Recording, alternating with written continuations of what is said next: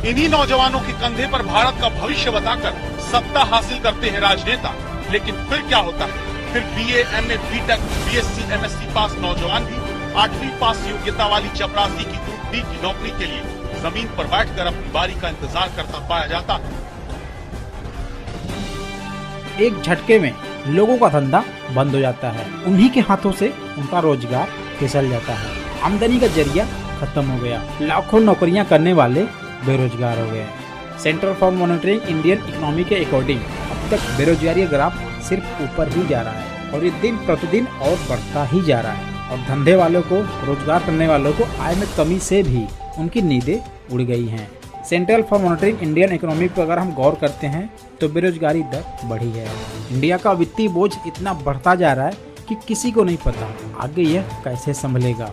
और अब हर एक आदमी को बस सरकार से मदद का इंतजार है, क्योंकि दोस्तों युवाओं के सर से बेरोजगारी खतरा अभी भी नहीं टला है। नौकरियां जानी बंद नहीं हुई हैं। उत्तर प्रदेश, उत्तराखंड, मध्य प्रदेश, राजस्थान, बिहार, दिल्ली आदि तक युवा बड़ी बड़ी डिग्री लेने के बाद भी अपनी योग्यता से कम की नौकरी करने को तैयार है, लेकिन फिर भी नहीं मिल पा रहा है।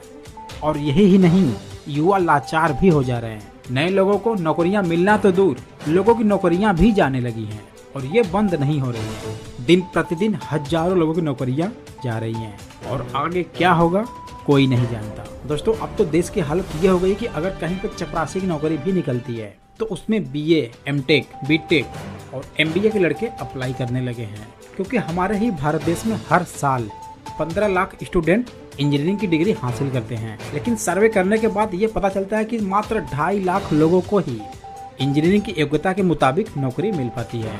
और central for monitoring Indian economy के अकॉर्डिंग जो सबसे बड़ी तादाद है वो है ग्रेजुएट और पोस्ट ग्रेजुएट युवाओं की।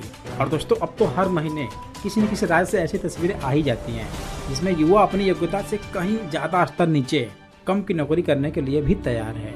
हमारे देश में 3 तरह के लोग इससे सबसे ज्यादा प्रभावित हो रहे हैं: लोअर मिडिल क्लास और गरीब। और यही ही नहीं, अब तो शहरों में भी बेरोजगारी दर बहुत तेजी से बढ़ती जा रही है। दोस्तों अब तो ऐसा लग रहा है कि पैसा शौक पूरा करने के लिए नहीं, बल्कि अपना और अपने पूरे परिवार का पेट भरने के लिए जरूरी हो गया है।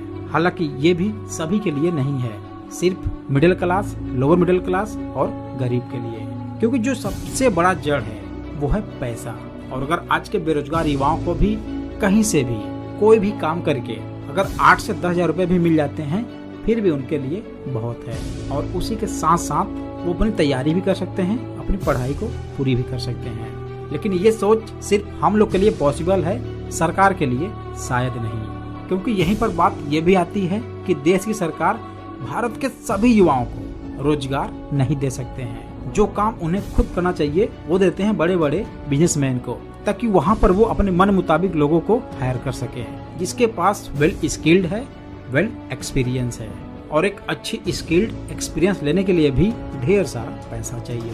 पीएम ने बार बार आपदा में अवसर खोजने की बात कही है, उसका असर भी कई सेक्टर्स के कारोबार में आए बदलाव के तौर पर देखा जा रहा है। सबसे बड़ा फायदा ई कॉमर्स सेक्टर और डायरेक्ट सेलिंग इंडस्ट्री को मिला है। डायरेक्ट सेलिंग कंपनी का दावा है कि कोरोना काल में ऑनलाइन ऑर्डर 300% बढ़े हैं। इससे इन कंपनियों को बेरोजगार होते लोगों को काम दिलाने में भी मदद मिली है। उम्मीद करता हूँ दोस्तों कि आपको ये वीडियो काफी यूजफुल लगा होगा। वीडियो अच्छा लगा हो लाइक कर देना, चैनल पहली बार चैनल को सब्सक्राइब करके बेल आइकन पर जरूर कर दें, क्योंकि गाइस हम आपके लिए ऐसे ही इंटरेस्टिंग और नॉलेजेबल वीडियो लाते रहते हैं। फिर मिलते हैं किसी ऐसे इंटरेस्टिंग वीडियो के साथ, तब तक के लिए thanks for watching, so all the best.